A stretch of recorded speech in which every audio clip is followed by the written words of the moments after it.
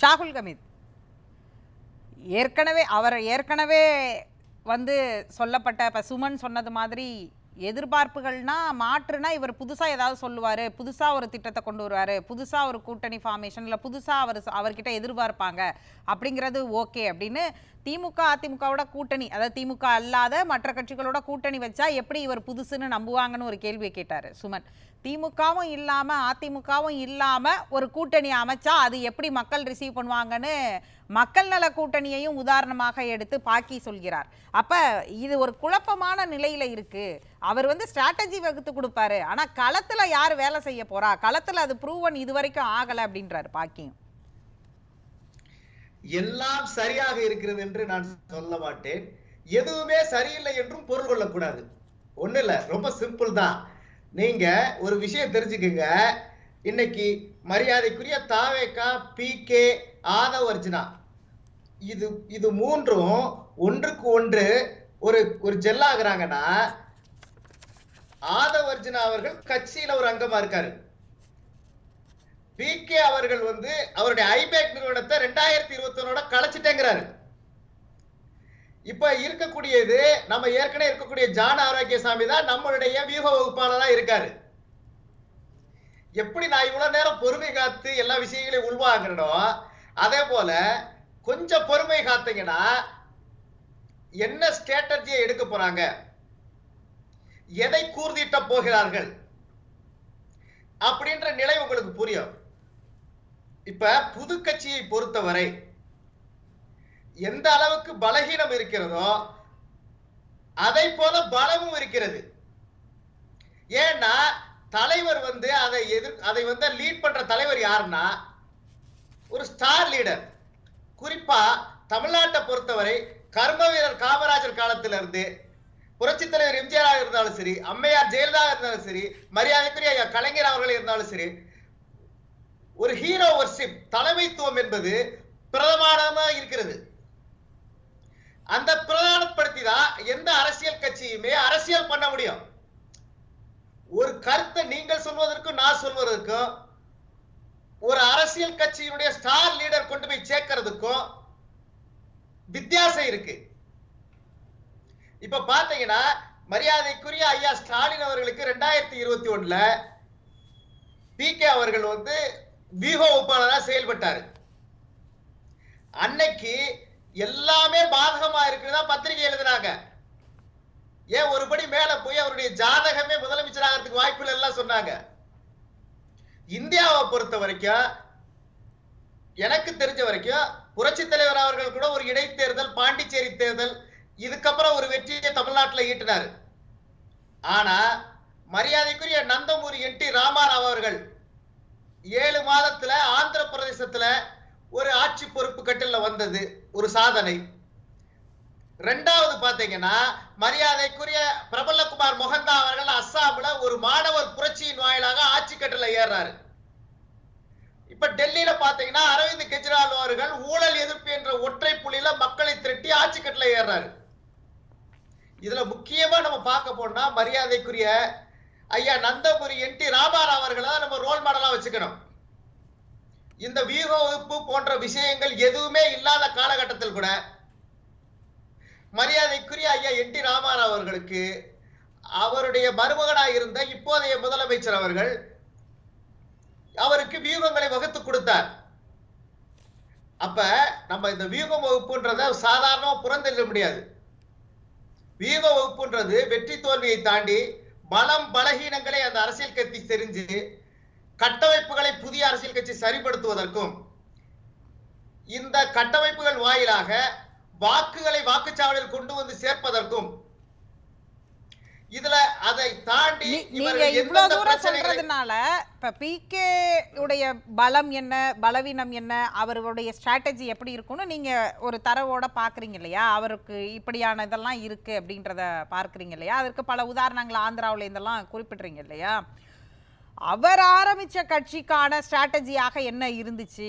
ஏன் அந்த கட்சியில அவரே வந்து குறிப்பிட்டதாக செய்திகள் வருது, என்னை இன்னும் வந்து ஸ்ட்ராட்டஜிஸ்டா தான் பார்க்குறாங்க, நான் ஒரு கட்சி ஆரம்பிச்சு ஒரு கட்சியுடைய தலைவர், ஜன்சராஜ் கட்சிக்கு தலைவர்னு என்னை பார்க்கறத விட ஸ்ட்ராட்டஜிஸ்டா தான் பார்க்குறாங்க அப்படின்னா, அது ஏன் அவர் கட்சிக்கு அது வந்து இம்ப்ளிமெண்ட் பண்ண முடியலைன்றதும் சேர்த்து தானே நீங்க பார்க்கணும். இன்னைக்குமே ஒரு மேக்கப் போடுறவரு அவங்க பக்கத்துல இருக்கவங்களே அழகா மேக்கப் போடுவாங்க. அவங்களுக்கு அவங்களே மேக்கப் போட்டா அது அலங்கோலம் ஆயிடும். இது நீங்க சொல்றது ஏங்க, அவர் கட்சி தொடங்கினது தப்புன்னு சொல்ல வரீங்களா? இது வஞ்ச புகழ் செடியா எடுத்துக்கிறதா? இதை எப்படி எடுத்துக்கிறது சொல்லுங்க. மேக்கப் போட வந்திருக்காரு, ஒரு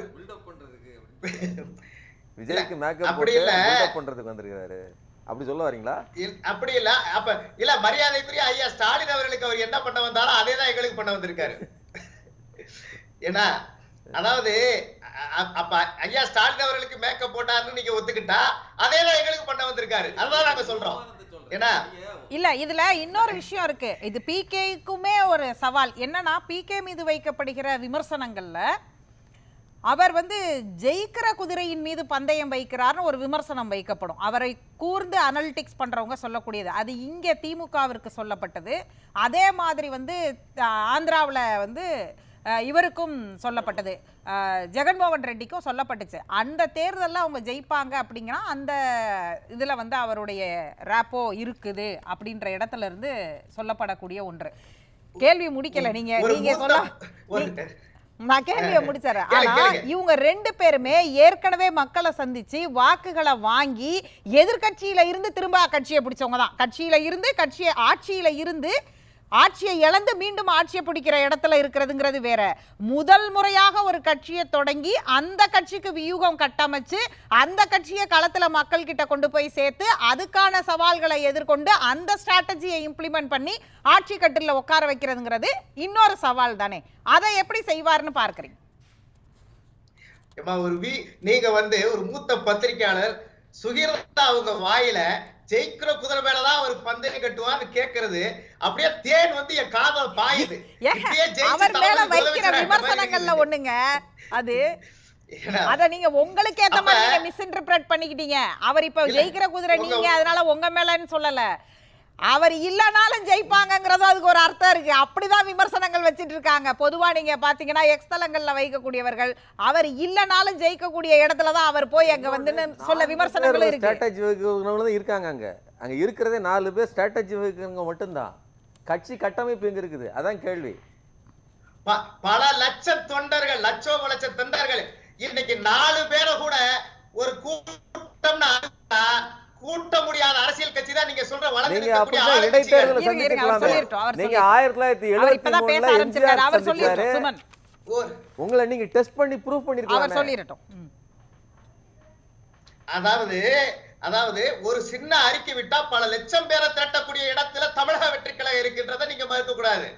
இப்ப மரியாதைக்குரிய நம்முடைய மூத்த பத்திரிகையாளர் சுகிர்தா அவங்க சொன்னது ஜெயிக்கிற குதிரைன்ற விஷயத்தை நான் எடுத்துக்கிறேன். அப்படி ஒரு நிகழ்ச்சி நடந்துச்சுன்னா மூட்டையா சக்கரை கொண்டு வந்து உங்க வாய்க்கு போடணும். அதான் எனக்கு வேண்டாம். அதாவது நான் அந்த அடிப்படையில எல்லாம் அந்த கேள்வியை வைக்கல. இப்படியான விமர்சனங்கள் வைக்கப்படுதே, நான் வைத்ததை நீங்க மிஸ்இன்டர்பிரட் பண்ணி உங்களுக்கு ஏத்த மாதிரி சாதகமா எடுத்துக்கிட்டீங்க. சரி, பரவாயில்ல. அது இந்த சவால்கள் அவருக்கு முன்னாடி இருக்குல்ல, அந்த சவால்கள். ஏன்னா திமுகவுடைய ஓட் பேங்க் என்னன்னு தெரியும்.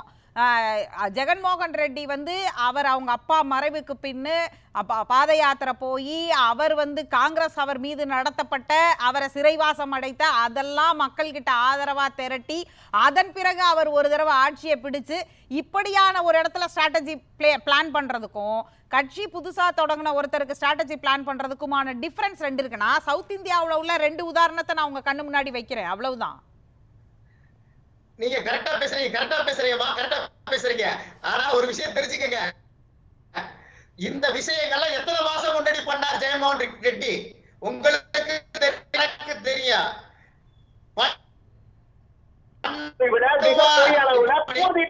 திராவிட முன்னேற்ற கழகத்துக்கு எதிரான ஒரு போரே நடத்தப்படும், கூர்தீட்டப்படும். இங்கே நாட்டில் பிரயாணித்திருக்கிற பிரச்சனைகளை கையில் எடுப்பாங்க, இந்த இயக்கத்தினுடைய கட்டமைப்புகளை சரி செய்வாங்க. அதுக்கான ஒரு இடத்துக்கு நான் எப்படி பாக்குறேன், ஒரு நாள்ல இந்த நிகழ்ச்சி நடந்ததா நான் பார்க்கல.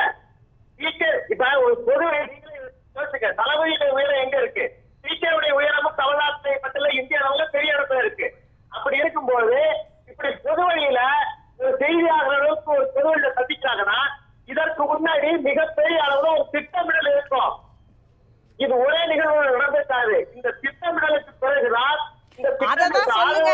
ஒரு வருஷம் கட்சி ஆரம்பிச்சு ஒரு வருஷமா திட்டமிடுதலையும் கட்சியுடைய உட்கட்டமைப்பை வளர்த்திருக்கிறதை மட்டுமே சொல்றீங்களே, அந்த உட்கட்டமைப்பு கூட இப்பதான் இன்னைக்கு ஒரு தகவல் வருது. அப்பனா இத்தனை நாளா நீங்க இந்த அணியெல்லாம் போடலையா? மாநாடப்ப அறிவிச்சதெல்லாம் அந்த அணிகள்லாம் யாரு அப்படின்னு பல கேள்விகள் இருக்குல்ல. அப்ப திட்டமிடுதலை ஓராண்டு நீங்க பொறுமையா இருக்கணும், இனிமேலுக்கு தான் தெரிய வரும் அப்படின்னு சொன்னோன்னு இப்ப கூட நீங்க ஏதோ சொல்ல போறீங்கன்னு தான் எதிர்பார்த்தேன். பிகே ஒரு ஸ்ட்ராட்டஜிஸ்ட், ஆதவர்ஜனா ஒரு ஸ்ட்ராட்டஜிஸ்ட் அப்படின்னீங்க. அவர் என்ன சொல்றாரு சுமன்னா, இத்தனை ஸ்ட்ராட்டஜிஸ்ட் ஒரு கட்சிக்கு இருக்கிறதுங்கிறது அவர் ஆங்கில பழமொழி இருக்குல்ல, அதை உதாரணமா சொல்றாரு. ஒரு கட்சிக்கு வெறும் ஸ்ட்ராட்டஜிஸ்ட் பத்தாது, களத்துல இறங்கி வேலை செய்யணும் அப்படின்றாரு. பாருங்க, 2007ல இருந்து நான் தளபதியினுடைய ரசிகரா இருக்கேன், மன்றத்துல இருக்கேன், மக்கள் இயக்கமா இருக்கேன். இப்ப இந்த அரசியல் கட்சியா வருகின்ற பொழுது கட்சி அணி அறிவித்ததுல பதக்கரை அணியில இருந்தேன். இப்படி தொடர்ந்து மக்கள் இயக்கமாக அல்லது ரசிகர் மன்றமாக எல்லா அணிகளும் இருந்துச்சு. ஆனா அரசியல் கட்சியாக வருகின்ற பொழுது அதை ஒரு மாற்றுதல் செய்யப்படுகின்றது. அரசியலுக்கு இந்த இளைஞர்களை பக்குவப்படுத்துறாங்க. ஏற்கனவே அவங்க மன்றமாக இருந்த பொழுது, மக்கள் இயக்கமாக இருந்த பொழுது மக்களை சந்தித்தவர்கள் தான். கிராமங்கள்ல கைகாட்டி முக்கம்னு சொல்லப்படும் ஒரு கூட்டுரோடுடைய மும்முனை பகுதிகள் சங்கமிக்கிற இடம். அந்த இடத்துக்கிட்ட ஒரு ஒத்த டீ கடை இருக்கும், ஒற்றை ஒரு பெட்டி கடை இருக்கும், அல்லது ஒரு மளிகை கடை இருக்கும். அந்த ஊரை சுத்தி ஒரு 50 வீடுகள் இருக்கும். ஆனால் ஒரு காலகட்டத்தில் தேமுதிக எப்படி திமுகவுக்கும் அதிமுகவுக்கும் கடை கோடியில கூட ஒரு விங் அங்க அவங்களுடைய உட்கட்டமைப்பு கீழ்நிலை வரைக்கும் நிர்வாகிகளும் அங்கேயும் கட்சி கட்டமைப்பும் இருக்குதோ, அதே மாதிரி தேமுதிகவுக்கு இருந்தது. அந்த ஒரு கைகாட்டி முக்கத்துல ஒரு தேமுதிக கொடி பறக்கக்கூடிய சூழல் இருக்கும். அப்படியான ஒரு கட்டமைப்பை வளர்த்தாங்க. அப்படியான ஒரு கட்டமைப்பை தாவேகா இன்றைக்கு கிராமங்கள் தோறும் வளர்த்திருக்கிறதா? இருக்கிறது. இங்க கட்டமைப்பு என்பது இந்த நீங்க சொன்ன டீக்கடா போக்கு மட்டும் இல்ல, ஜப்பான்ல கூட இருக்கு தமிழக வெற்றி கழகத்தினுடைய கட்டமைப்பு. சந்திரமண்டலத்துல ஆள் கூட அங்கேயும் தமிழக வெற்றி கழகம். இது பேசுறதுக்கு நல்லா இருக்குங்க. சந்திரமண்டலத்துல இருந்து இங்க வாக்காளர் அடையாளத்தை வச்சிருக்காங்களா, வாக்களிக்க போறாங்களா, பேசுறதுக்கு நல்லா இருக்கும். கலை யதார்த்தம்னு ஒண்ணு இருக்குல்ல. கலை யதார்த்தத்தை தமிழக வெற்றி கழகத்தை தவிர வேறு யாரும் சரியாக புரிந்து கொள்ளவில்லை என்பதை நீங்க புரிஞ்சுக்கோங்க. தமிழ்நாட்டுல தளபதி அவர்கள் தான் முதல் தேர்தலிலேயே நாங்கள் எங்களை நம்பி வருபவர்களுக்கும் ஆட்சியிலே பங்கு, அதிகாரத்திலே பங்கு என்கின்ற கொள்கையை எங்கே எடுத்து வைக்கிறார் சொன்னா, இன்றைக்கு தமிழ்நாட்டு அரசியல் கட்சிகளுடைய இயக்கங்களாக, தமிழ்நாட்டு மக்களுடைய இயக்கங்களாக அல்லது பல்வேறு தரப்பினருடைய இயக்கங்களாக இருப்பதை ஒருவர் நிறைவேற்ற தயாராக இருக்கிறான்றத, அதாவது எங்களை நம்பி வருபவர்கள்னா இங்க ஆல்ரெடி கட்சி தொடங்கி மக்கள் நம்பிக்கையை பெற்று அவங்க வாக்கு சதவீதத்தை வச்சிருக்கிறவங்க ஏன் உங்களை இதுவரைக்கும் மக்கள்கிட்ட உங்களுடைய நம்பிக்கை என்னன்னே தெரியாத உங்களை நம்பி வரணும்? நீங்க எங்களோட கூட்டணி வாங்க, ஒத்த கருத்துடைய உங்க கூட்டணி வாங்கன்னு சொல்றது வேற. எங்களை நம்பி வருகிறவர்கள், எங்கள் தலைமையை ஏற்றுக்கொள்கிறவர்கள் அப்படின்னு சொல்லும் போது ஏற்கனவே ப்ரூவன் பண்ண கட்சி ஏன் வரணும்னு கேட்க மாட்டாங்களா உங்களை பார்த்து? தங்கை அனிதா அவர்களுடைய பிரச்சனையில் தளபதி போய் நின்றார். அன்று மக்கள் அவரை நம்பி எத்தனை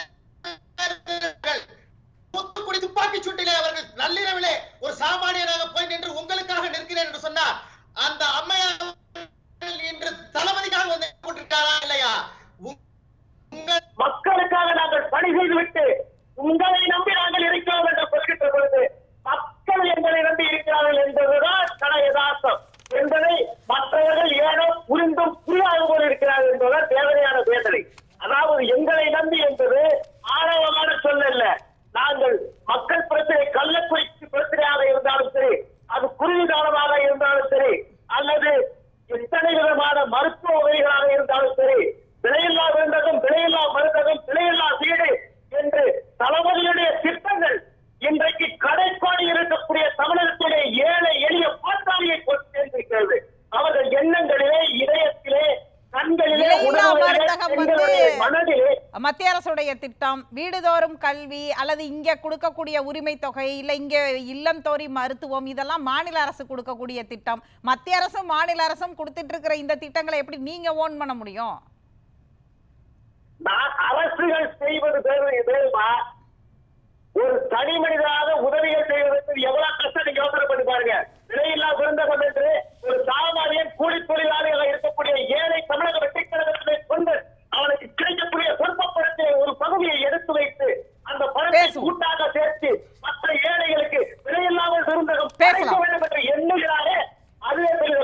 பேசலாம். அதுதான் தமிழகத்தில் எங்களுடைய ஸ்ட்ராட்டஜி. அதுதான் ஏழை எளிய மக்களுக்கான ஸ்ட்ராட்டஜி. பேசலாம் பேசலாம் ஸ்ட்ராட்டஜி. பேசுவோம். எம்ஜிஆர் உருவாக்கிய ஸ்ட்ராட்டஜி. பேசுவோம்.